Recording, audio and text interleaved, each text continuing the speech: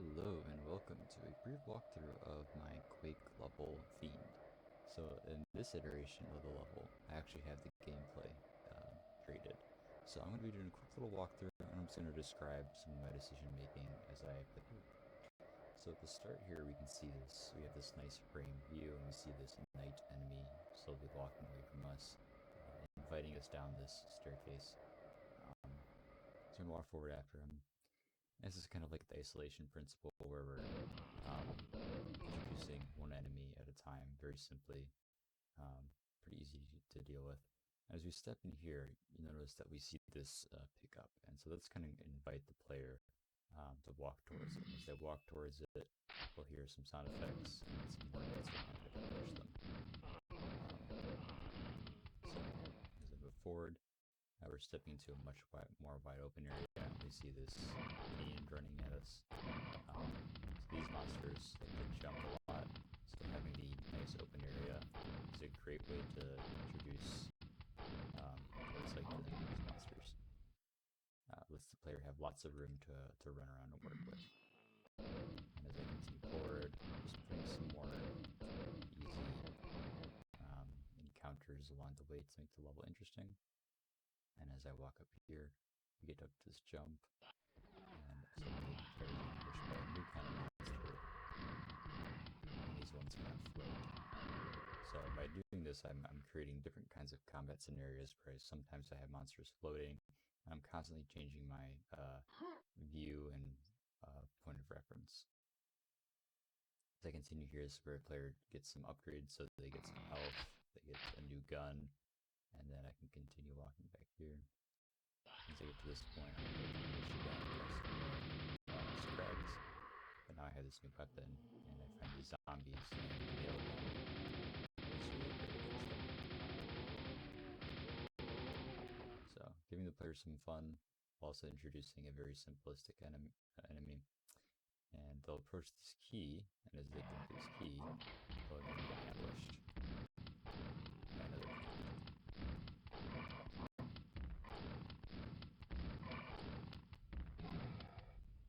As they hear that, the only way forward is to drop back down. But now they have a key, so they can go back to this gate that has the key sign in front of it, and they can open this. Now to here, we have this section where we get some more power-ups.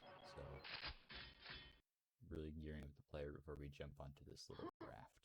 As we jump on this, then we start moving down a river, and we have to defend ourselves from the oncoming enemies. So some knights will jump down onto the boat with you.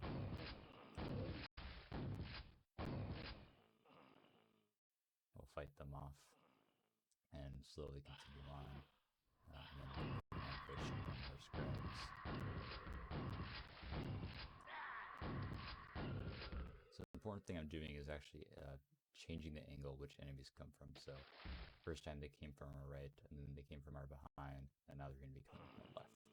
So here's another case where we have the knights jumping onto the boat with us, just defending our ship.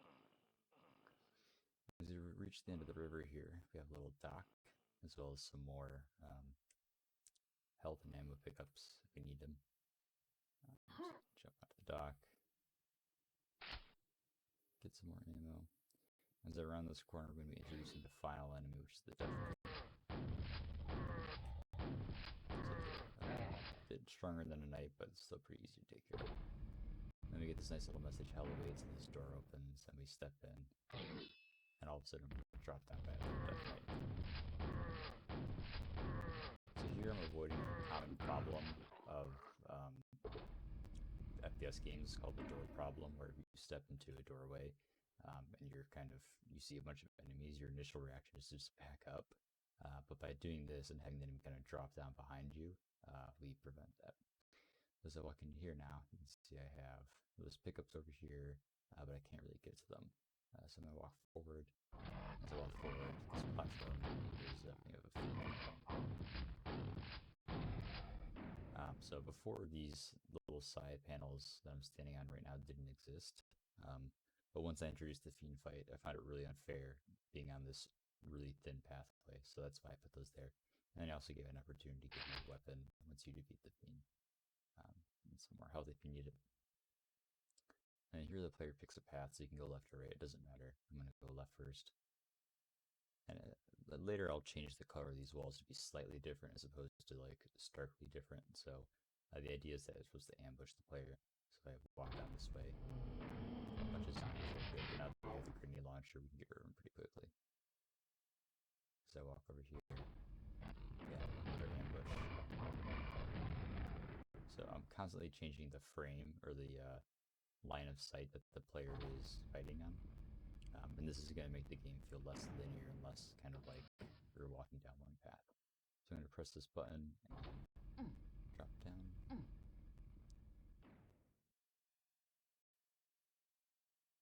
Here, find a lot more knights to kind of ambush you. The grenade launcher is really strong in these tight corners. That's why I only give some. There's so few shots so that the player can just breeze through it.